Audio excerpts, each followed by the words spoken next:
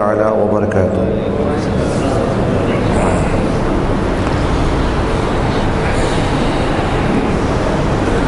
الحمد لله نحمده ونستعينه ونستغفره ونؤمن به ونتوكل عليه ونعوذ بالله من شرور أنفسنا ومن سيئات أعمالنا، من يهده الله فلا مضل له ومن يضلله فلا هادي له، ونشهد أن لا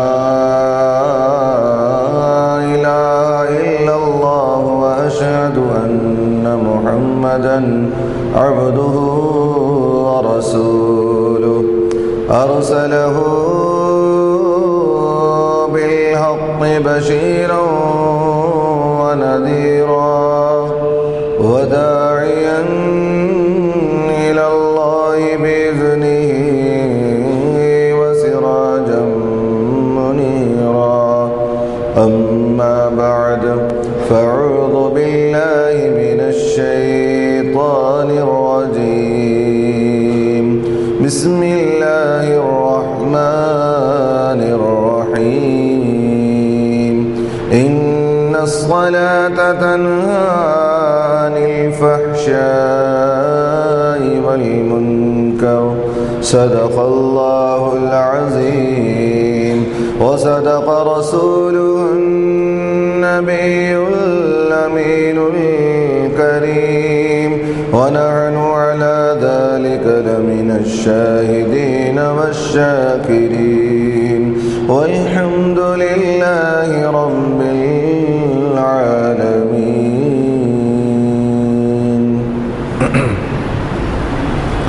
بزرگان محترم و برادران ملت اسلامیہ، اللہ تبارک و تعالیٰ کا بے انتہا فضل و کرم ہے کہ اس نے ہم تمام کو اپنے پیارے حبیب دانائے غیوب صلی اللہ تعالی علیہ وسلم کی امت میں سے پیدا فرمایا، اور اللہ رب العزت کا یہ عظیم احسان ہے کہ اس نے ہم تمام کو صلاۃ الجمعہ کے لیے ابتدائی مرحلے سے آداب جمعہ بجا لانے کی توفیق عطا فرمائی، اور اس رب واحد کا یہ عظیم احسان ہے کہ اس نے ہم تمام کو عاشقان رسول اور عاشقان اولیاء میں سے بنایا. آئیے اس سے قبل کہ میں تلاوت کردہ آیت کریمہ پر کچھ لب گشائی کروں، ہم تمامی حضرات مل کر آقائے نامدار مدنی تاجدار گنبد خضرا میں آرام فرمانے والے آقا روحی فدا جناب محمد الرسول اللہ صلی اللہ تعالی علیہ وسلم کی بارگاہ بے کس پناہ میں درود شریف کی ڈالیاں نچھاور کریں. پڑھیے اللہم صلی علی سیدنا شفیعنا حبیبنا و نبینا و مولانا محمد النبی الامی وعلی ابویہ وعلی آلہ و اصحابہ وبارک وسلم. صلو علیہ صلاۃ و سلام علیک یا رسول اللہ صلی اللہ تعالی علیہ وسلم. برادران ملت اسلامیہ، گزشتہ جمعہ جس ذات ابقری شخصیت کے متعلق آپ نے سماعت کیا تھا، آج میں نے قرآن کریم کی آیت کریمہ تلاوت کی، ان الصلاۃ تنہا عن الفحشاء والمنکر.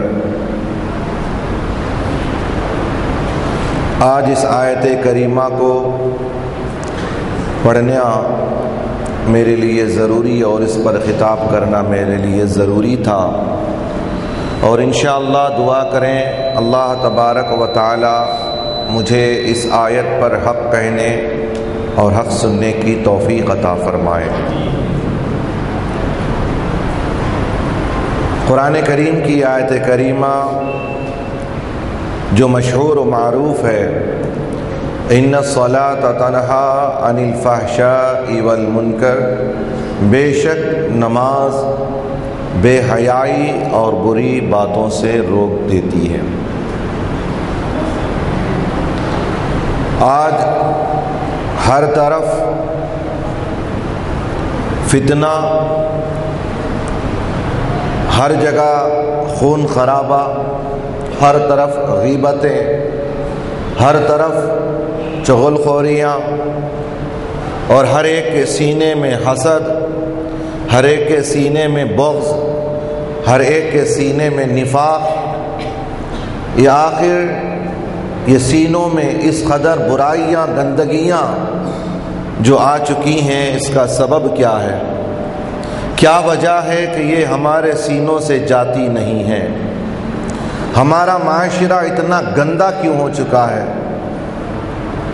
نہ گھر میں سکون ہے، نہ کاروبار میں سکون ہے، نہ اپنے بچوں کے ساتھ سکون میسر آتا ہے، نہ اپنی بیوی کے ساتھ سکون میسر آتا ہے، نہ اپنے ماں باپ کے ساتھ سکون میسر آتا ہے، یہاں تک کہ لوگوں کو مسجد میں بھی سکون نہیں آتا۔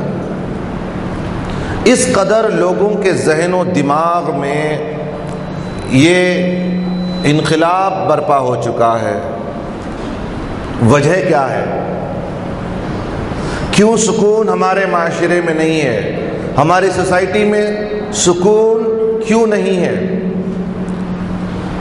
آدمی لاکھ روپیہ روزانہ کماتا ہے پھر بھی سکون نہیں ہے۔ ہر ایک نے سمجھا شاید سکون پیسے میں ہوگا، پیسہ خوب کما رہا ہے۔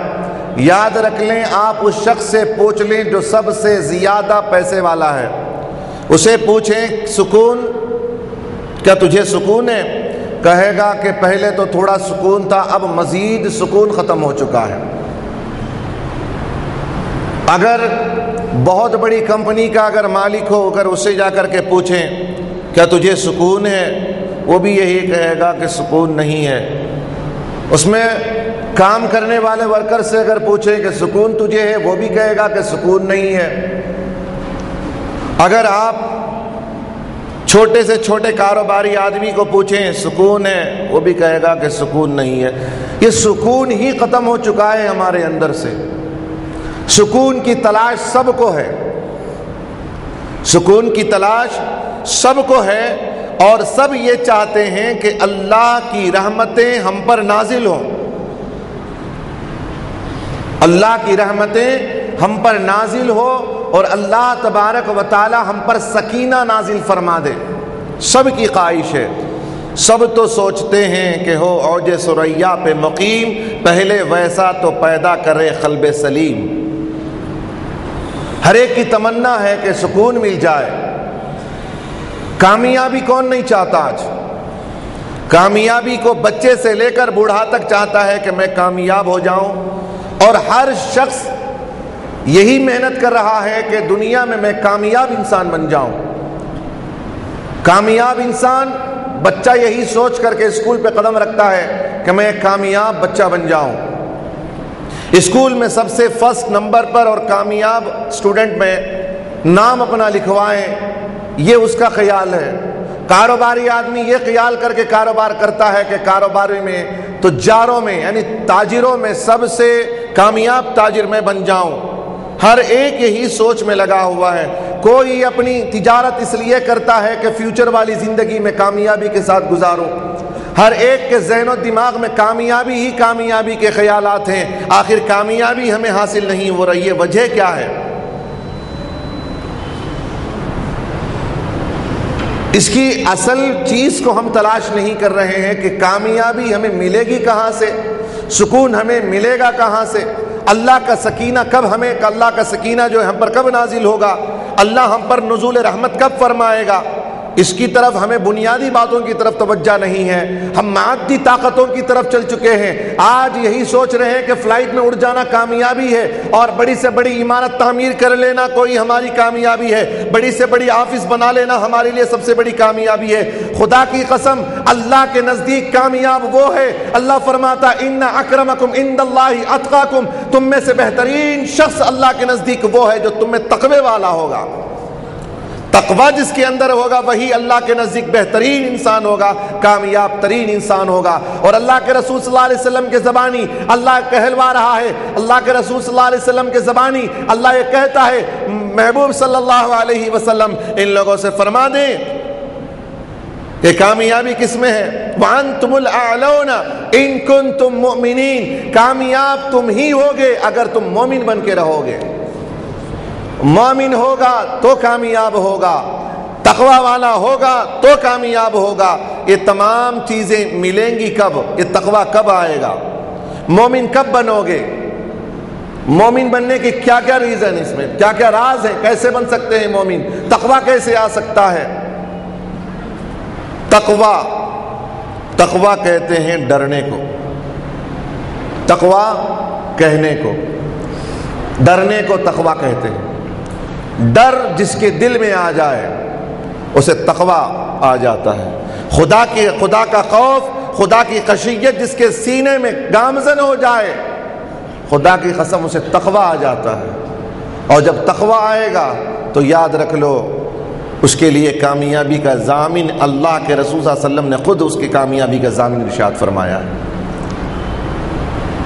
اب یہ تقوی آتا کیسے ہے؟ یہ برائیاں ہم سے جائیں گی کیسے؟ اللہ تبارک و تعالیٰ نے اس کے بہت سارے طریقے اللہ نے قرآن مجید میں نازل فرمائے۔ کہتا ہے اللہ تبارک و تعالیٰ ان الصلاۃ تنہی عن الفحشاء والمنکر، بے شک نماز، پہلے اللہ تبارک و تعالیٰ نے شک کو نکالا، شک نکال دو، شک نکال دو۔ سب سے پہلے اللہ نے شک کو نکالا، کسی کے اندر شک نہ رہے، میں جو کہتا ہوں وہ بات 100% یقینی ہے۔ اللہ اس کے باوجود شک کو استعمال فرماتا ہے، ان الصلاۃ، بے شک، یقین کے ساتھ۔ اور اللہ آپ کے لیے اس لفظ کا استعمال فرماتا ہے، اللہ کو ضرورت نہیں ہے اس لفظ کے استعمال کرنے کی، انا کا استعمال کرنا اللہ کے لیے ضروری نہیں ہے، لیکن آپ کو یقین دہانی کرنے کے لیے، آپ کے یقین کو لازم کرنے کے لیے، آپ کے شک کو دور کرنے کے لیے اللہ فرماتا ہے ان الصلاۃ، بے شک نماز، ان الصلاۃ تنہی، ان الصلاۃ تنہی عن الفحشاء والمنکر، روک دیتی ہے، نماز روک دیتی ہے فحش سے اور برائیوں سے، فحش جو چیزیں ہیں اس سے اور برائیوں سے نماز روک دیتی ہے۔ اب جب برائیاں ختم ہوں گی تو اچھائیاں آ جائیں گی، جب اچھائیاں آئیں گی تو تقوی پیدا ہوگا، جب تقوی پیدا ہوگا تو ایمان کامل ہوگا، جب ایمان کامل ہوگا تو اللہ کی طرف سے سکون نازل ہوگا۔ سوسائٹی میں سکون نہیں ہے، گھر میں سکون نہیں ہے، آخر سکون ہے کہاں؟ اللہ بتا رہا ہے سکون یہاں ہے۔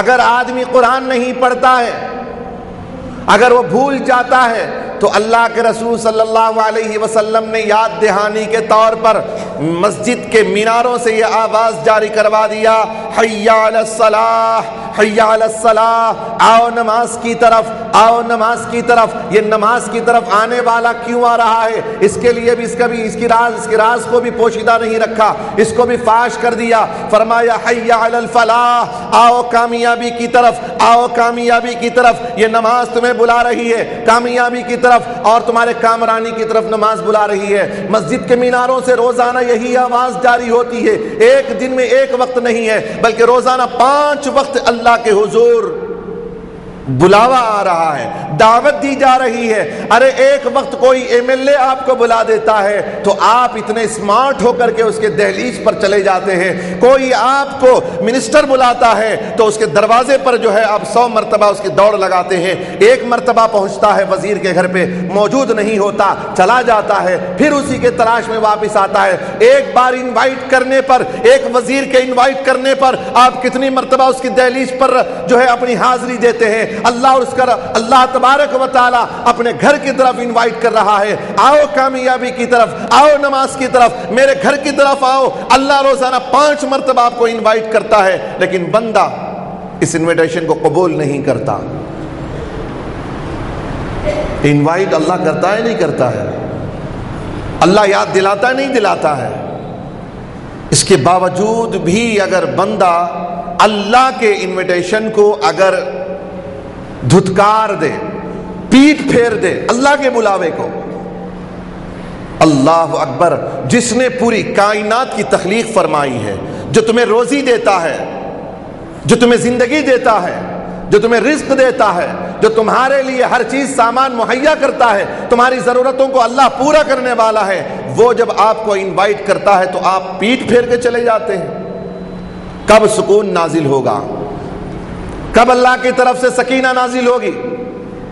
یہ تمام چیزیں ہمیں غور کرنے کی ہیں کہ آخر ہمارے معاشرے میں سکون نہیں ہے تو کیوں نہیں ہے؟ ہم نے نماز کو ایک معمولی عبادت سمجھ لیا ہے۔ نماز ایک افٹرال ایک جھکنا اٹھنا ہے، بس چلے جانا ہے مسجد میں، یہ معمولی عبادت نہ سمجھے۔ رسول اکرم صلی اللہ علیہ وسلم ارشاد فرماتے ہیں افضل العبادت کیا ہے؟ نماز۔ افضل العبادت نماز، نماز کو افضل عبادت میں شمار فرمایا ہے۔ رسول اکرم صلی اللہ علیہ وسلم نے اس کے بارے میں جو تاکید ارشاد فرمائی ہے، اللہ اکبر، قرآن اٹھا کر کے دیکھیں، اللہ جگہ جگہ نماز کے متعلق ارشاد فرماتا ہے نماز قائم کرو، نماز پڑھو، رکوع کرنے والوں کے ساتھ رکوع کرو، سجود کرنے والوں کے ساتھ سجود کرو۔ یہ کیوں اللہ تبارک و تعالیٰ بار بار یہ بندوں پر یہ حکم نازل کیوں فرما رہا ہے؟ ہر ایک چاہتا ہے کہ اپنے بڑے کے ساتھ ہمارا تعلق قائم ہو جائے۔ ہم انفلوئنس چاہتے ہیں نا، ہم رسائی چاہتے ہیں، ہم یہ چاہتے ہیں کہ اگر یہاں کے کونسلر کے ساتھ ہمارا رشتہ استوار ہو جائے تو گویا کہ ہم اپنے آپ کو ذرا ہمت والا سمجھتے ہیں۔ اگر ایم ایل اے کے بجائے اگر منسٹر سے، سی ایم سے اگر کسی کا رشتہ استوار ہو جائے تو یہ تصور کرتا ہے کہ میں بہت بڑا ترم خواہ ہوں، یہ تو خیال کرتا ہے نا، اس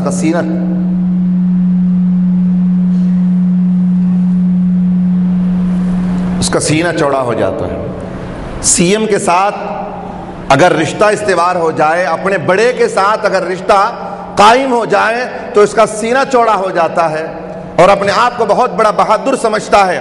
کوئی بھی آئے تو اسے یہ کہتا ہے کہ میرا رشتہ سی ایم سے ہے۔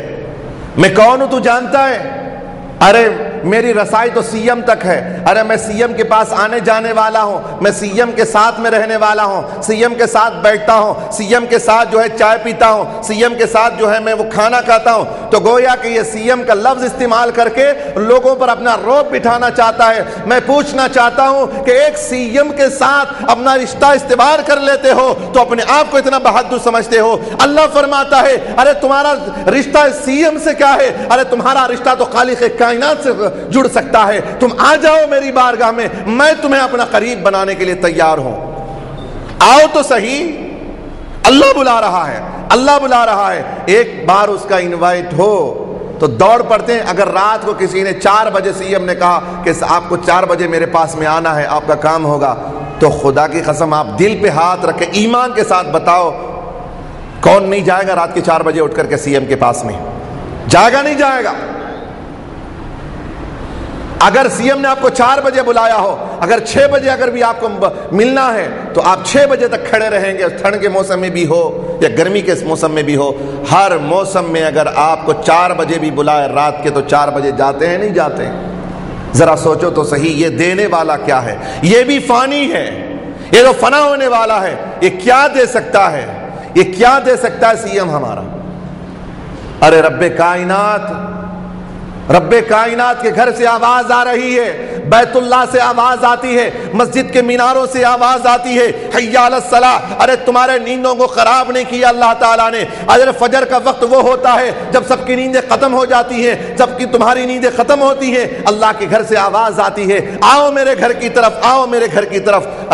رب کائنات تمہیں انوائٹ کر رہا ہے، اللہ بلائے اور آپ مانگیں، اللہ نہ دے۔ خدا کی قسم، اللہ کی غیرت یہ گوارا نہیں کرتی کہ اللہ کے گھر میں آئے، اس کی بارگاہ میں سجدہ نیاز جھکا دے اور اللہ تبارک و تعالیٰ اسے نہ دے، اس کی رحمانیت کا معنی ہی بیکار ہو جائے گا۔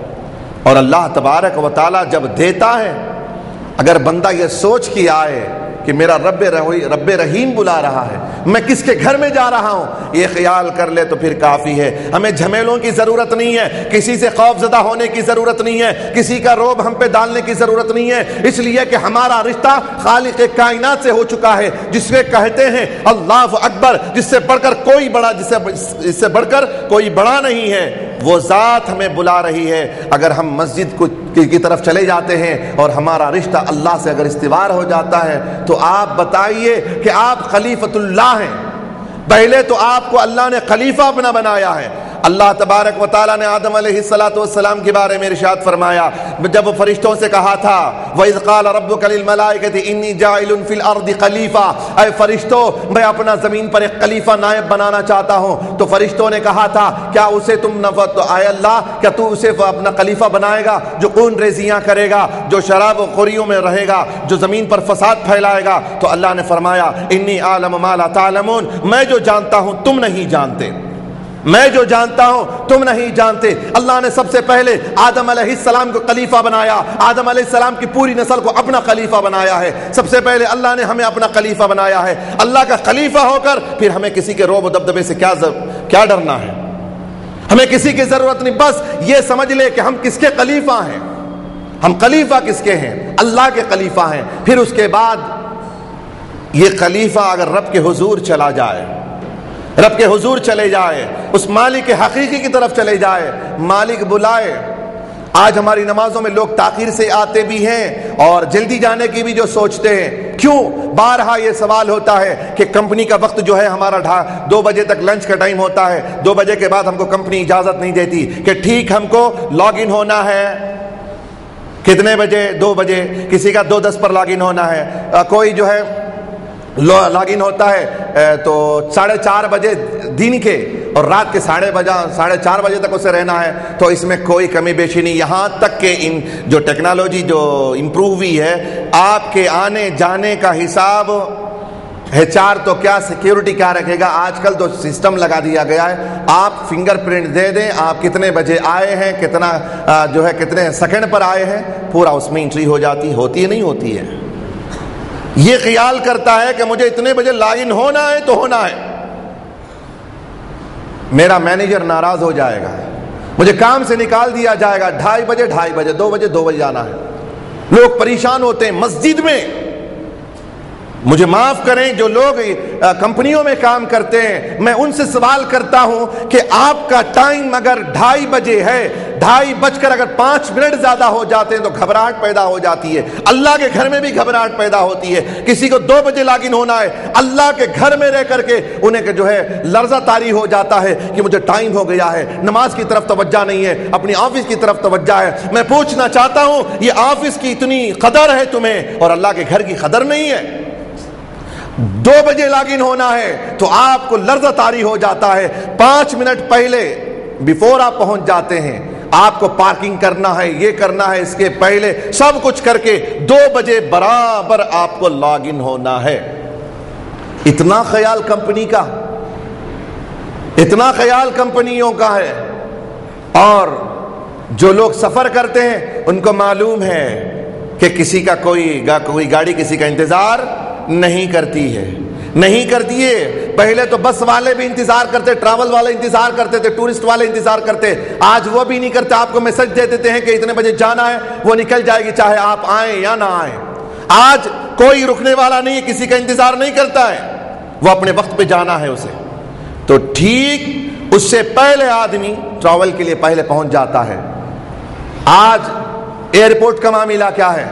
میں ایک اس لیے مثالیں دے رہا ہوں تاکہ ہماری غیرت جاگ جائے کہ دنیاوی معاملات کے لیے ہم اتنے تیز اور تیز رفتار میں ہیں اور اتنے چابک ہیں، ہم لوگ اتنے ہوشیار ہیں دنیاوی معاملات کے لیے، خدا وحدہ لا شریک کے معاملات میں اور اپنے حق میں، خدا کے حق میں کوئی ہوشیاری نہیں ہے ہمیں۔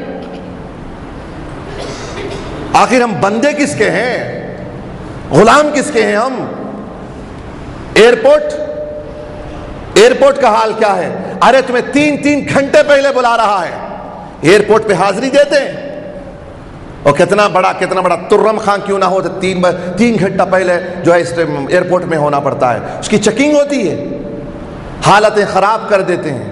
ارے یہاں کے ایئرپورٹ کی چیکنگ لوگوں کو ان کی حالتیں خراب ہو جاتی ہیں، امیگریشن میں حالتیں خراب ہو جاتی ہیں۔ یہاں پر حساب و کتاب میں ذرہ برابر اسپیلنگ اگر غلط ہو جائے، ذرا سا ایک لفظ اگر انشل غلط ہو جائے تو واپس، پاسپورٹ میں ایک ہو، ویزا میں کچھ تھوڑا سا رد و بدل ہو جائے، ایک ڈاٹ کا فرق ہو جائے، حالت پسینہ چھوٹ جاتا ہے، ہوتا نہیں ہوتا ہے، پسینہ چھوٹ جاتا ہے۔ لوگ ایئرپورٹ میں آپ دیکھتے ہوں گے کہ اگر کسی کا معاملہ الٹا سیدھا ہو تو کمپلیٹ وہ پورا بدن اس کا بھیگ جاتا، پورے کپڑے بھیگ جاتے ہیں۔ میں یہ سوال کرتا ہوں، ارے ایئرپورٹ میں آپ کا ذرا سا معاملہ ہو تو آپ کا پسینہ چھوٹ جاتا ہے۔ قیامت میں جو فرمایا گیا ہے کہ لوگ پسینوں میں شرابور ہوں گے، کسی کو پسینہ ٹکنے تک ہوگا، کسی کا پسینہ کمر تک ہوگا، کسی کو پسینہ سینے تک ہوگا۔ وہ کیسا پسینہ ہوگا؟ یہی وہ معاملات ہوں گے جس کے معاملات درست نہ ہوں گے، قیامت کے دن انہیں پسینہ بہہ جائے گا۔ یہ ایئرپورٹ کا مسئلہ ہے۔ میں دنیا، ارے واپس بھی آ سکتے ہیں آپ چھوڑ کر کے، کہ آپ نہیں جائیں گے تو نہیں جائیں گے، کینسل ہو جائے گی آپ کی ٹکٹ، آپ کی فلائٹ کینسل، ٹھیک ہے، کوئی بات نہیں ہے۔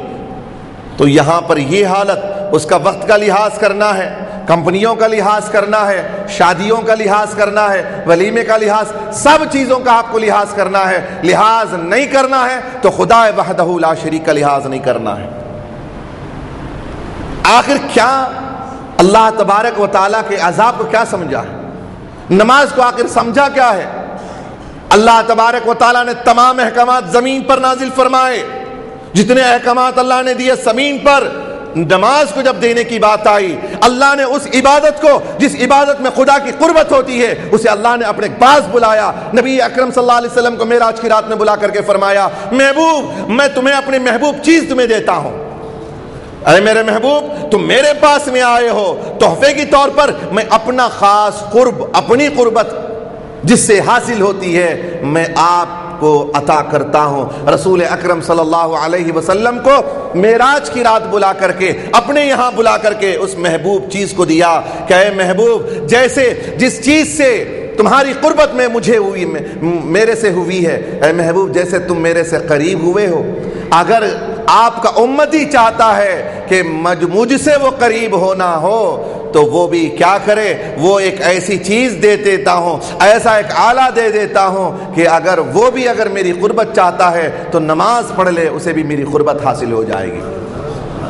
خود نبی اکرم صلی اللہ علیہ وسلم نے فرمایا کہ خدا کی سب سے قربت کا جو مزہ ہے، اور خدا وحدہ لا شریک اگر بندے سے قریب، اگر کوئی بندہ چاہتا ہے کہ خدا اس سے قریب ہو جائے، وہ سجدے میں چلا جائے، سجدے میں چلا جائے۔ اللہ خدا کی قسم، رسول اکرم صلی اللہ علیہ وسلم فرماتے ہیں جب بندہ زمین پر سجدے پہ جاتا ہے، خدا وحدہ لا شریک اپنے دست قدرت سے اسے اٹھاتا ہے۔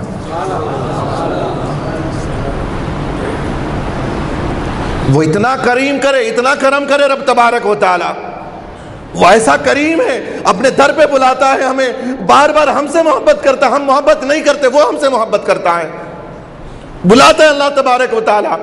ہم ناقص ہیں، ہماری کوئی اوقات نہیں ہے، پھر بھی اللہ ہم سے محبت کرتا ہے، بار بار بلاتا ہے۔ محبت ہے تبھی تو بلاتا ہے اللہ تبارک و تعالی۔ کس سے محبت کرتا ہے؟ ایمان والوں سے محبت کرتا ہے۔ آؤ میرے گھر کی طرف، اللہ اپنے گھر میں ہمیں دعوت دے رہا ہے۔ کس کو بلاتا ہے؟ کون بلائے گا کس کو؟ سوچو تو صحیح، ہماری اوقات کیا ہے اور رب تبارک و تعالیٰ کی شان کیا ہے۔ وہ رب کبریا ہے، اس کے باوجود ہمیں بلاتا ہے، بٹھاتا ہے، عزت عطا کرتا ہے۔ اب جب عبادت کرتے ہو تو یہ مت سمجھو کہ تمہارے تذکرے یہاں ہوتے ہیں۔ اللہ کے رسول صلی اللہ علیہ وسلم ارشاد فرماتے، تم اللہ کے حضور حاضر ہوتے ہو، تم سجدے میں جاتے ہو، اللہ اپنے فرشتوں کے درمیان فخر کرتا ہے ہم پر، اللہ ہو کر ہم پر فخر کرتا ہے، اے فرشتوں دیکھو جس کے بارے میں تم نے کہا تھا کہ یہ فساد پھیلائیں گے، دیکھو میرے بندے کیا کر رہے ہیں۔ ارے تم نے تو مجھے دیکھا ہے، انہوں نے مجھے بھی دیکھا بھی نہیں ہے، میرے جلوے بھی نہیں دیکھے انہوں نے، اس کے باوجود یہ سجدہ ریز ہے۔ اللہ گھر میں بلا رہا ہے، اگر اللہ کے بلانے پر بھی اگر کوئی بندہ پیٹ پھیر دے، بلاتا کیوں ہے اللہ؟ بلاتا کیوں؟ سجدے کیوں کراتا ہے؟ اللہ کو ضرورت ہے اس بات کی کہ اللہ سجدے کرائے اور اس کی شان بڑھا لے؟ جب کوئی بندہ نماز پڑھتا ہے تو کیا اس کے مرتبے بلند ہو جاتے؟ نہ، خدا کی قسم پوری دنیا انسان اور جن کے دو مخلوق ایسی ہے جو بڑی رذیل ہے۔ میں کہوں اس لیے کہ قرآن میں اللہ نے فرمایا بڑے اکڑالو ہیں یہ لوگ، بہت مغرور ہیں یہ دو قوم۔ اللہ کی دو مخلوق ہے، اللہ نے فرمایا صرف دو کو وما خلقت الجن والانس الا لیعبدون، ہم نے انسان اور جن کو نہیں پیدا کیا مگر اپنی عبادت کے لیے۔ دو ہی مخلوق کا ذکر کیا ہے۔ 18,000 مخلوق ہیں اللہ کی، 18,000 مخلوق میں صرف دو مخلوق کا ذکر اللہ نے کیوں کیا ہے؟ اس لیے کہ 18,000 مخلوق اللہ کے حکم کی بجا آوری میں لگی ہوئی ہے۔ ہر شجر، ہر درخت، ہر کنکر، ہر پتھر، ہر شے اللہ کی عبادت میں ہے۔ خود اللہ فرماتا ہے یسبح للہ ما فی السماوات والارض، جو کچھ زمین و آسمان میں ہے سب کے سب اللہ کے ذکر میں لگے ہوئے ہیں۔ دو مخلوق نہیں ہے، ایک شریر جن ہے اور ایک شریر انسان ہے۔ دو کے بارے میں اللہ نے فرمایا یہ دو ہی ایسی قوم ہے، دو ایسی مخلوق ہے جو اللہ کے ذکر سے غافل ہے، یہ اللہ کے ذکر سے منہ پھیر لیتی ہے۔ ان دونوں کو اللہ تبارک و تعالی نے خاص ٹارگٹ کیا ہے۔ اب بتاؤ انسان اور جن دو ہیں، اللہ تبارک و تعالی آپ کو بلایا، عزت دیا، گھر بٹھایا، بلانے کے بعد اللہ تبارک و تعالی کیا کیا اس کی انعامات سے نوازتا ہے۔ حدیث پاک میں رسول اکرم صلی اللہ علیہ وسلم ارشاد فرماتے ہیں کہ جب بندہ مسجد میں آتا ہے 5 مرتبہ آتا ہے، 5 مرتبہ آتا ہے، 5 مرتبہ گھر میں آتا ہے، اللہ کی رحمت پر قربان جاؤ اللہ کس قدر ہم سے محبت کرتا ہے۔ ایک بار نہیں 5 مرتبہ اپنے گھر میں بلاتا ہے۔ اللہ بیزار نہیں ہوتا ہم سے، اللہ بیزار نہیں ہوتا، گنہگار ہیں، گناہ کرتے پھر بھی بلاتا ہے، آ میں تو رحمان ہوں، میں تو کریم ہوں، میرا کام ہی کرم کرنا ہے، میرا کام ہی کرم کرنا ہے، وہ ستار ہے۔ آپ بتاؤ ایمان سے ہم نے کتنے گناہ کیے؟ کیا پوری دنیا جانتی ہے ہمارے گناہ کو؟ ہمارے گناہوں سے ان کو ہر ایک کو انفارمیشن مل جاتا کہ ہم نے کیا گناہ کیا؟ نہ، اللہ کتنا بڑا رحیم ہے، اس کی ستاریت پر قربان جائیں۔ گناہ ہوتا ہے، پروردگار عالم اپنی ستاریت کی چادر میں ڈھانپ لیتا ہے، اسے معاف کر دیتا ہے، بلاتا ہے، آ بانے کے بعد ایک بار آیا، 2 بار آیا، 3 بار آیا، 4 بار آیا، 5 بار آیا۔ رسول اکرم صلی اللہ علیہ وسلم نے صحابہ سے پوچھا یہ بتاؤ اگر تمہارے گھروں کے سامنے کوئی نہر ہو اور اس میں کوئی بندہ روزانہ 5 مرتبہ نہائے، غسل کرے تو کیا اس کے بدن پر میل باقی رہے گا؟ صحابہ نے عرض کیا یا رسول اللہ صلی اللہ علیہ وسلم ذرا سا میل بھی باقی نہیں رہے گا۔ تو رسول اکرم صلی اللہ علیہ وسلم ارشاد فرماتے ہیں ایسے ہی اس بندے کی مثال ہے جو روزانہ 5 مرتبہ نماز پڑھتا ہے تو اس کے بدن پر ذرا سا بھی گناہ باقی اللہ نہیں رکھتا ہے، اللہ اس کے گناہوں کو معاف کر دیتا ہے۔ اللہ تبارک و تعالی نماز جو فرض کیا ہے ہم پر احسان فرمایا ہے، اللہ نے نماز فرض کر کے ہم پر احسان فرمایا ہے، اے بندے میں نے تجھ پر احسان کیا ہے۔ احسان کیا پروردگار عالم نے نماز فرض کر کے، اور بندہ سمجھتا نہیں ہے کہ نماز کے اندر کیا کیا خوبیاں ہیں، نماز کے اندر کیا کیا خوبیاں ہیں۔ یاد رکھ لو جب بندہ کھڑا ہوتا ہے قیام کی حالت میں اور جب اللہ کے حضور کہتا ہے الحمدللہ رب العالمین، تو پروردگار عالم اس بندے کی آواز کو سن کر کے اسے جواب دیتا ہے، اس بندے کے سوال کو اس کے سوال کا جواب دیتا ہے۔ جب بندہ پکارتا ہے اور اللہ تبارک و تعالی ہر پکار کا جواب اسے دیتا ہے، نماز میں دعا کرتا ہے، نماز کے بعد دعا کرتا ہے، خدا کی قسم اللہ تبارک و تعالی ہر دعا پر اس کی فرشتے آمین کہتے ہیں اور اللہ تبارک و تعالی اس کی دعا کو قبول فرماتا ہے۔ کوئی یہ سوال کرے کہ دعا کیوں قبول نہیں ہوتی، ہم نہیں جانتے کہ اللہ نے کس مقصد کے تحت اللہ نے اس دعاؤں کو باقی رکھا ہے، ان دعاؤں کو باقی کیوں رکھا ہے۔ آئیے نماز کی بات آ گئی تو کچھ آپ کو یہ بتا دوں کہ اس کی فضیلتیں کیا کیا ہیں، نماز کی فضیلتیں کیا کیا ہیں۔ سب سے پہلی بات تو یہ ہے کہ اللہ نے جو فرمایا ان الصلاۃ تنہا عن الفحشاء والمنکر، بے شک نماز بے حیائی اور بری بات سے روک دیتی ہے۔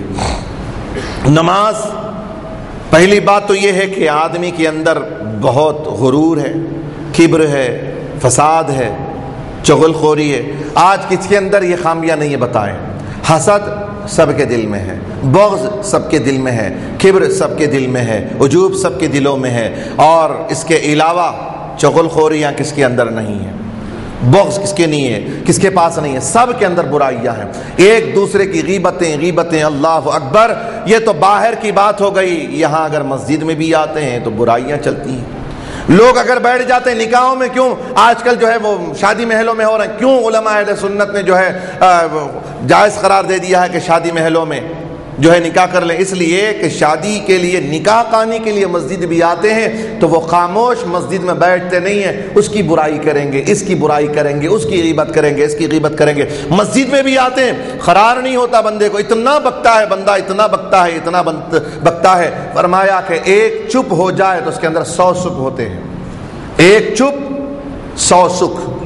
یہاں تو کس کو سکھ ہے، کسی کو خاموش چپ، جیسے عورتوں کی جو عادتیں تھیں وہ مردوں کے اندر آ گئی ہیں، جو عورتوں کی عادتیں تھیں وہ مردوں کے اندر آ گئی ہیں۔ اگر کسی کو یہ سوال ہو کہ عورتیں سب سے بڑا جھوٹ کیا ہے، جیسے آپ کو یہ تو مثال سب کو معلوم ہے کہ سب سے بڑا جھوٹ کہ 4 عورتیں بیٹھی ہوں گفتگو نہ کر رہی، سب سے بڑا جھوٹ ہے نا، یہ سب سے بڑا جھوٹ ہے۔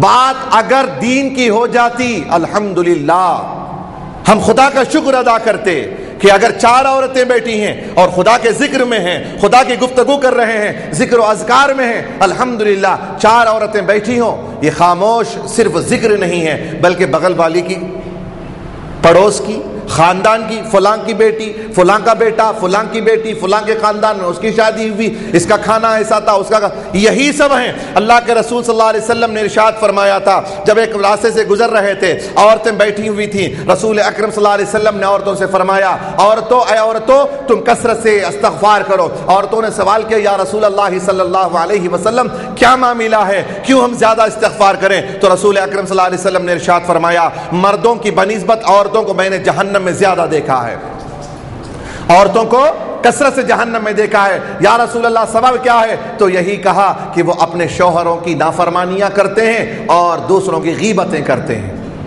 غیبتیں کرتے ہیں، تو لہٰذا یہ ان کی فرصت نہیں ہے۔ تو یہی حال مردوں کے اندر بھی ہے، مسجد میں بھی آتے ہیں تو فرصت نہیں ملتی، نکاح میں بھی بیٹھے فرصت نہیں ہے، اللہ اکبر، نماز میں فرصت نہیں ہے، نماز میں بھی فرصت نہیں ہے۔ خدا کے لیے تمام چیزیں چھوڑو، خدا کے لیے نماز پڑھنے کے لیے آؤ۔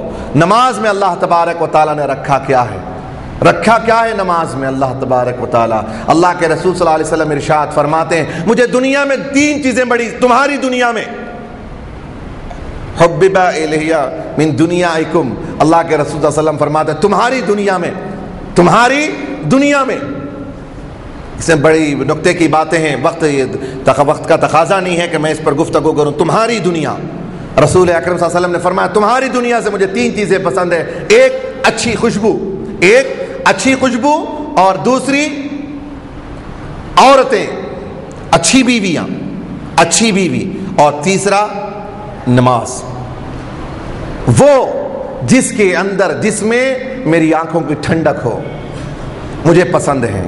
رسول اکرم صلی اللہ علیہ وسلم نے فرمایا وہ نماز جس سے میری آنکھوں کی ٹھنڈک پہنچتی ہے۔ ایک جگہ رسول اکرم صلی اللہ علیہ وسلم نے فرمایا قرۃ عینی فی الصلاۃ، نماز میرے آنکھوں کی ٹھنڈک ہے۔ یہ ہماری غیرت کب گواہ، ہر ایک یہی کہتا ہے کہ ہم غلام رسول ہیں، ہم عاشق رسول ہیں، ہم عاشق غوث الورا ہیں، سب ہیں، لیکن نماز سے محبت نہیں ہے، یاد رکھ لو نماز سے محبت نہ ہو تو عاشق غوث الورا نہیں ہو سکتا، نماز سے محبت نہ ہو تو وہ عاشق اولیاء نہیں ہو سکتا۔ اگر وہ عاشق رسول ہے تو نماز کا پابند ہوگا، اگر عاشق رسول ہے تو عاشق اولیاء بھی ہوگا، عاشق رسول ہوگا تو اس سے نماز کی محبت ہوگی۔ ایک دوسرے کے ساتھ اس کی نسبتیں بہت زیادہ ملتی ہیں، ان کی نسبتیں ہیں ان دونوں کے درمیان، تو لہٰذا نماز کی پابندی کیجئے۔ نماز کی پابندی نہ کرنے والوں پر اللہ کے رسول صلی اللہ علیہ وسلم نے وعید ارشاد فرمائی ہے۔ نماز اگر کوئی نہیں پڑھتا اس کے لیے وعید کیا ہے؟ نماز پڑھا تو اس کے لیے کیا ہے؟ سب سے بڑی بشارت، سب چھوڑو، قبر میں بھی بچو گے۔ ایک تو طے ہے کہ عذاب قبر نہیں ہوگا نمازی کو عذاب قبر نہیں ہوگا، پہلا مسئلہ یہ تو خبر کا مسئلہ ہے۔ حشر میں سب سے پہلا سوال نماز کے متعلق۔ تیسرا یہ ہے کہ سب سے بڑی نعمت نمازی کے لیے، کیا آپ چاہتے ہیں کہ آپ کا عاشق آپ کو نظر آئے؟ آپ چاہتے ہیں نا کہ ہمارا عاشق ہمیں ہر دم نظر آئے؟ ہوتا ہی نہیں ہوتا۔ عاشق 4 دن دور ہو جائے پھر چہرے کی زیارت کی خواہش ہوتی ہے، دیکھنے کے باوجود خواہش ہوتی ہے۔ یہاں خدا وحدہ لا شریک سب کا عاشق ہے کہ نہیں ہے؟ اللہ سے محبت کرتے ہیں؟ اللہ اکبر، اگر کہہ بھی دینا انشاءاللہ اللہ قبول کر کے آپ کو اپنا عاشق بنا لے گا پروردگار۔ اللہ تعالیٰ سے آپ سب محبت کرتے ہیں؟ نہیں، سب محبت کرتے ہیں۔ اللہ سے کون کون عشق کرتا ہے؟ سب کرتے ہیں نا اللہ سے محبت، سب کو عشق ہے اللہ سے۔ اللہ کو کس کے سینے میں اللہ کا عشق نہیں ہے؟ سب چاہتے ہیں کہ وہ میرا محب ہے، میں اس کا محبوب ہو جاؤں، سب چاہتے ہیں۔ تو ایک سوال یہ ہے کہ اس عاشق کو دیکھنے کی حسرت ہے؟ عاشق کو دیکھنے کی حسرت ہے کہ نہیں ہے؟ تو یاد رکھو نماز جو بھی پڑھتا ہے رسول اکرم صلی اللہ علیہ وسلم فرماتے ہیں سب سے بڑی اس کے لیے سب سے بڑی نعمت یہ ہے کہ اللہ کا دیدار اسے نصیب ہوگا، اللہ کا دیدار اسے نصیب ہوگا۔ اس سے بڑی نعمت کیا ہوگی کہ ہمارے عاشق کی زیارت ہمیں وہاں ہو جائے گی، خدا وحدہ لا شریک کی ہمیں زیارت وہاں ہو جائے گی۔ یہ تو دنیاوی معاملات کے علاوہ یا اخروی معاملات ہیں۔ ارے جو رسول یہ کہیں کہ میری آنکھوں کی ٹھنڈک ہے، اس رسول کے لیے کہ ہم نماز پڑھ کے اس کی آنکھوں کو ٹھنڈک نہیں پہنچائیں گے؟ ارے وہ رسول جب پیدا ہوئے تو ہمیں یاد فرمایا، جب پیدا ہوئے تو ہمیں یاد فرمایا، معراج میں گئے تو ہمیں یاد فرمایا، قبر انور میں گئے تو ہمیں یاد فرمایا۔ آج تک رسول اکرم صلی اللہ علیہ وسلم اپنے قبر انور میں ہمارے لیے بخشش کی دعائیں کر رہے ہیں۔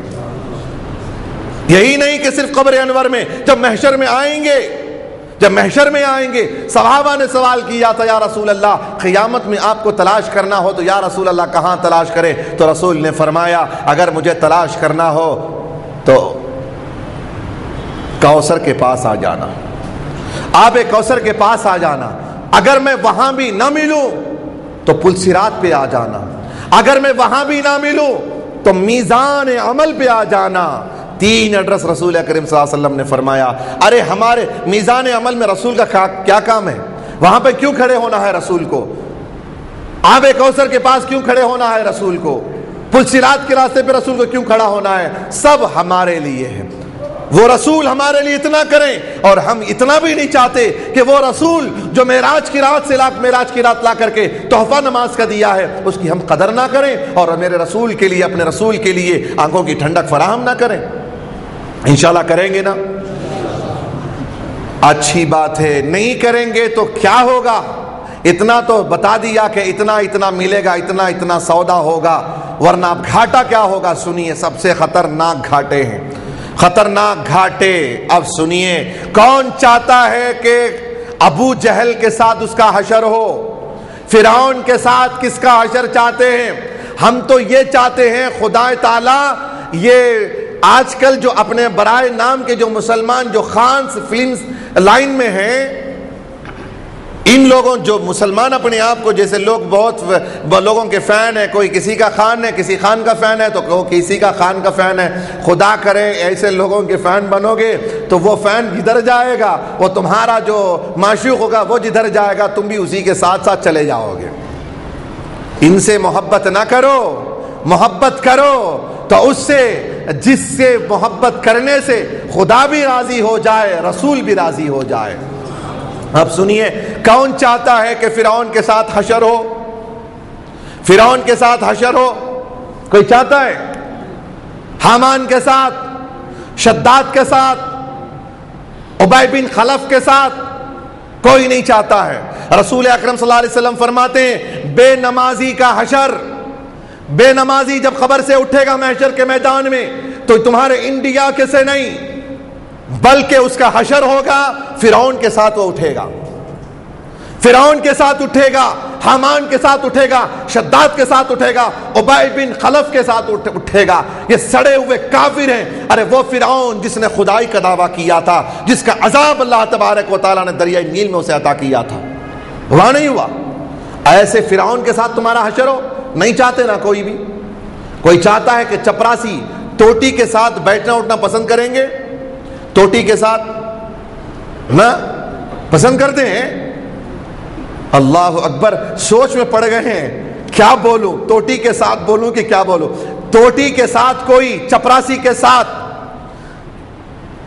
جو کچرا اٹھانے والے لوگ ہیں ان کے ساتھ بیٹھنا اٹھنا کریں گے؟ کوئی چاہتے گا ان کے ساتھ بیٹھنا اٹھنا؟ یہاں تک کہ ان کی صحبت تو کیا، ان سے دور سے ہی باتیں کرتے ہیں، ان سے دور سے ہی باتیں کرتے ہیں۔ یہ توٹی کیا ہوگا؟ سب سے بڑا توٹی تو کافر، سب سے بڑا کافر تو فرعون، اس کے ساتھ حشر ہوگا، اس کے ساتھ حشر ہوگا۔ یہ حشر کے بہت مرحلے ہیں۔ فرعون کے ساتھ کون اٹھے گا؟ شداد کے ساتھ کون اٹھے گا؟ الگ الگ کیٹیگری ہے۔ فرعون کی کیٹیگری الگ ہے، شداد کی الگ ہے، حامان کی الگ ہے۔ میں بتا رہا ہوں، حدیث پاک بتا رہا ہوں، یہ الگ الگ کیٹیگری ہے۔ فرعون کے ساتھ ایک الگ کیٹیگری کے لوگ اٹھیں گے، حامان کے ساتھ الگ، شداد کے ساتھ الگ، ابی بن خلف کے ساتھ الگ۔ تاجر لوگ اپنی تجارت کی وجہ سے جو لوگ نماز چھوڑیں گے، تجارت کو اہمیت دیں گے، نمازیں چھوڑیں گے، دکان بند نہیں کریں گے، اللہ کے لیے دکان بند نہیں کریں گے، دکان کھلا رکھ کر کے سودا کریں گے، ان کا حال ابی بن خلف کے ساتھ ہوگا۔ بزنس کے لیے جو لوگ اپنی آفسوں میں رہیں گے، گاہک کے لیے، اپنے مال پانی کے لیے جو لوگ رہ جائیں گے، نماز کو ترک کریں گے، بزنس مین وہ الگ، یہ تاجر الگ، وہ تاجر الگ، وہ کیٹیگری الگ ہے۔ بڑے لیول کے لوگ، ذرا اس سے بڑے لیول کے نا، یہ چھوٹا تاجر، وہ ذرا بڑا تاجر، اگر اس کی وجہ سے اگر وہ اپنے مال اور پانی کے لیے، دنیاوی خواہشات کے لیے اگر نماز ترک کریں گے، اس کا حشر شداد کے ساتھ ہوگا۔ حامان کے ساتھ کاؤنسلر لوگ، کاؤنسلروں کا، ایم ایل ایز کا حشر، جو ایم ایل اے نماز نہیں پڑھتا، جو کاؤنسلر نماز نہیں پڑھتا مسلمان ہو کر، اس کا حشر خدا کی قسم رسول کے زبانی ہے، وہ تفسیر میں ہے کہ ان کا حال، ان کا حشر حامان کے ساتھ ہوگا۔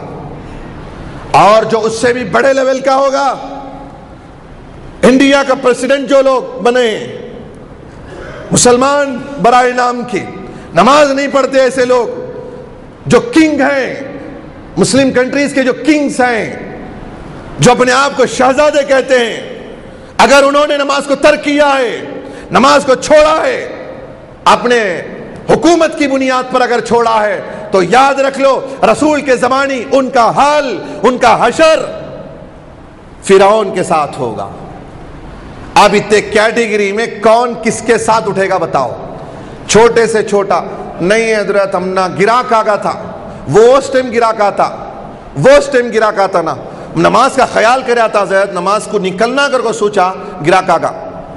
کیا یہ اللہ کی طرف کی آزمائش نہیں سمجھتے؟ اللہ آزما رہا ہو آپ کو، اللہ آپ کو آزما رہا ہو۔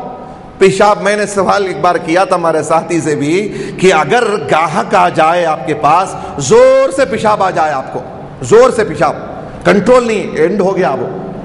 چھوٹے چھوٹے گراہکوں کو دیکھ لیے، بڑا گراہک بھی آیا اس وقت زور سے پیشاب، اب کنٹرول نہیں، یا تو کر لینا یا تو پینٹ میں ہو جائے گی۔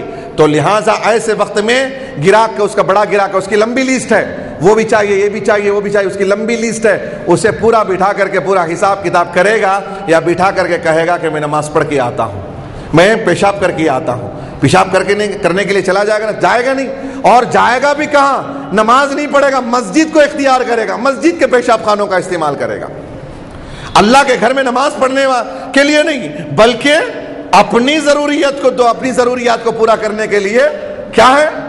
مسجد کا استنجا خانہ استعمال کریں گے، خدا کے یہاں کیا جواب دیں گے؟ بتائیے، خدا کو کیا جواب دیں گے؟ خدا معاف کرے پروردگار عالم۔ مساجد کے استنجا خانے، مساجد کے استنجا خانے یہ مسافر خانہ نہیں ہے۔ خدا کا گھر یہ مسافر خانہ نہیں ہے کہ مسافر خانوں کے لیے، مسافر خانے میں آنے والوں کے لیے استنجا خانے ہوتے ہیں۔ خدا کی قسم میں نہیں کہتا، قیامت کے دن فیصلہ ہوگا کہ جو خدا کے لیے آتے ہیں یا اپنے استنجا خانے کے لیے آتے ہیں، خدا کے یہاں اس کا فیصلہ ہوگا۔ خدا اس کا جواب ہو، خدا کے یہاں جواب دو جس کو جو کرنا ہے۔ میں سوال یہ کر رہا تھا، اگر زور سے پیشاب آ جائے تو کیا آپ پیشاب کنٹرول کریں گے؟ نہیں کریں گے، گاہک کو بٹھائیں گے اور اپنے پیشاب کے لیے چلے جائیں گے۔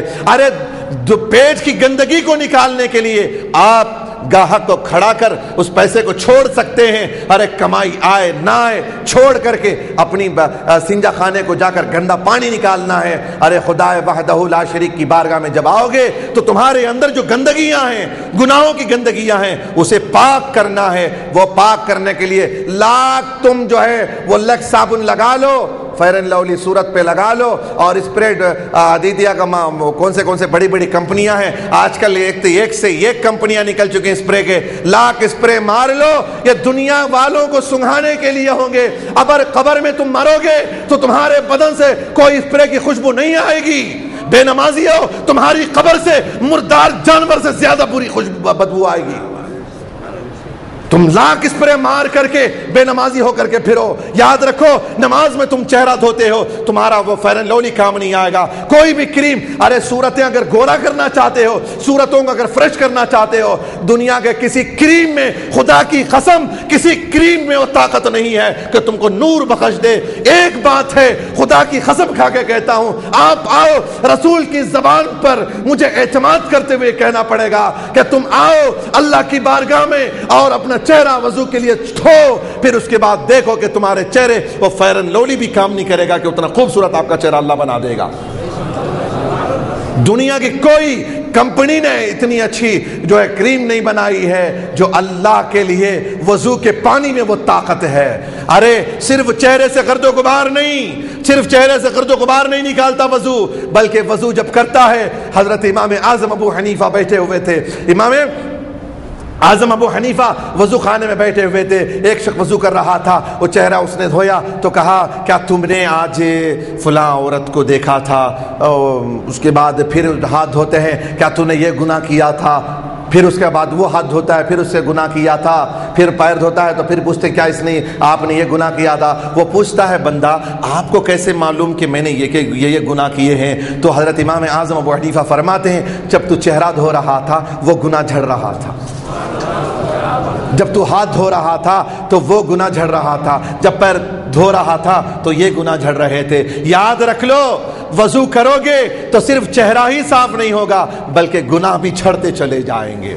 اتنا ہی نہیں، سنو حدیث پاک میں ہے، رسول اکرم صلی اللہ علیہ وسلم فرماتے ہیں یہ وضو کرنے والے، جو 5 وقت کی نماز پڑھنے والے، جو اللہ کے لیے نمازیں پڑھتے ہیں اور چہرہ دھوتے ہیں، ان کے لیے کیا خوشخبری ہے۔ سنو خوشخبری سنو، وعیدیں ہوں گی انشاءاللہ، وعیدیں بتائیں گے بعد میں، پہلے خوشخبری سن لو۔ اللہ تبارک و تعالیٰ کیا کیا عنایتیں فرماتا ہے، یہ چہرے دھو لو۔ پھر اللہ کے رسول صلی اللہ علیہ وسلم فرماتے ہیں جب قیامت کے دن آؤ گے، جب قیامت کے دن اٹھو گے، فرشتے پوچھیں گے تم لوگ کون ہو؟ کیا انبیاء ہو؟ کیوں؟ اس لیے کہ فرماتے رسول اکرم صلی اللہ علیہ وسلم ان کے چہرے جتنے اعضاء پر پانی بہتا تھا وضو کا، وہ چہرے اور وہ ہاتھ اور پیر 14ویں رات کے چاند سے زیادہ چمکتے ہوئے ہوں گے، 14ویں رات کے چاند سے زیادہ چمکتے ہوئے ہوں گے۔ فرشتے پوچھیں گے یہ چہرے کیا تم انبیاء میں سے تھے؟ کہیں گے نہیں۔ کیا صحابہ سے؟ نہیں۔ بلکہ تمہارا عمل کیا تھا؟ وہ کہیں گے کہ کچھ نہیں، جب ہم بے وضو ہوتے، نماز کا وقت ہو جاتا تو ہم وضو کر لیتے تھے۔ اب بتاؤ، نماز پڑھنے میں فائدہ ہے، گھر میں بیٹھ کے ٹی وی دیکھنے میں فائدہ ہے؟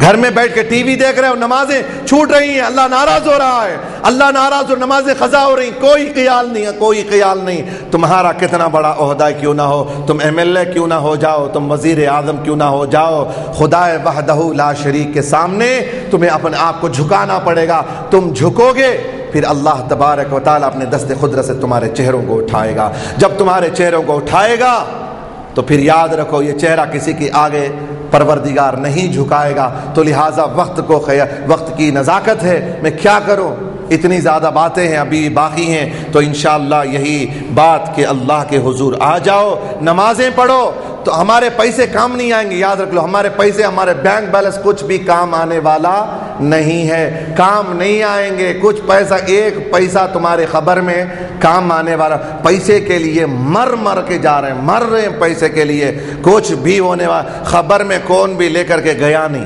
خبر بھی ممی جو ہے نا، ممی بولتے ہیں لوگ، ممی بولتے ہیں، آج کل اپنے بچوں کو سکھاتے ہیں ممی بولو، باتوں میں بات آ گئی تو کہہ دیتا ہوں ممی بولو، یہ ممی وہ کون ہوتی ہے؟ ممی آپ کو معلوم ہے؟ معلوم ہے فرعون کے زمانے میں جو ہے، جب لوگ فرعونی جب مرتے تھے، تو جو فرعونی کے خاندان کے جو لوگ تھے وہ مرتے تھے، تو اس وقت ایک ایسا جو ہے مسالہ ہوتا، ان کے جسم میں لگا کر، فرعونیوں کے جسم کو لگا کر، اس کو پیرامڈ جو ہوتے ہیں نا، اس کے نیچے جو ہے کھود کر خبر جو ہے اس کے اندر اس مردے کو رکھ دیتے تھے، اور وہ مسالہ لگا کر رکھ دیتے خبر میں، اور اس کے ساتھ فروٹس کے ایک ڈھیر لگا دیتے خبر کے اندر، اور اس کے ساتھ کئی کنیزوں کو، زندہ کنیزوں کو اس کی خبر میں ڈال کر بند کرتے، پھر اس کے بعد خبر اٹھا دیتے تھے ان کی، اور جو اس میں سڑی ہوئی ہوتی نا لاش، اس کو کہتے ہیں ممی۔ اب تاریخ اٹھا کے پڑھے، ممی کسے، ایکچول ممی کسے کہتے ہیں اٹھا کے پڑھے۔ کیا کوئی پسند کرے گا کہ اپنی امی کو وہ بولے ممی؟ سڑی ہوئی لاش کو ممی کہتے ہیں، تو لہٰذا ایسا نہیں کہیں گے انشاءاللہ تبارک و تعالیٰ۔ تو ان کی لاشیں سڑی ہوئی ہیں، ان لوگوں کو کہتے ہیں، وہ لوگ جن کی لاشیں سڑ گئی ہیں، انشاءاللہ مومن کی لاش سڑنے والی نہیں ہے، نماز پڑھنے والوں کی لاشیں سڑتی نہیں ہیں۔ خدا وحدہ لا شریک کی بارگاہ میں دعا کرتا ہوں، نمازیں پڑھیں گے نا انشاءاللہ تبارک و تعالیٰ۔ ایک نماز بھی انشاءاللہ میری بھی خضا نہیں ہونا، آپ کی بھی خضا نہیں ہونا انشاءاللہ، میں بھی پابندی کروں گا، آپ بھی پابندی کریں گے نا انشاءاللہ۔ پابندی کریں، اس چہرے کو چمکا لیں، اللہ کے حضور آ جائیں، کوئی کام آنے والا نہیں، نماز خبر میں بھی کام، حشر میں بھی کام آئیں گے انشاءاللہ تبارک و تعالیٰ۔ ان چند کلمات سے اپنی بات کو ختم کرتا ہوں، اللہ سے دعا کرتا ہوں اللہ تبارک و تعالیٰ ہم تمام کو مسلمان بن کر جینے، مسلمان بن کر مرنے کی توفیق عطا فرمائے۔ السلام علیکم ورحمۃ اللہ تعالیٰ وبرکاتہ۔ میں بہت سارے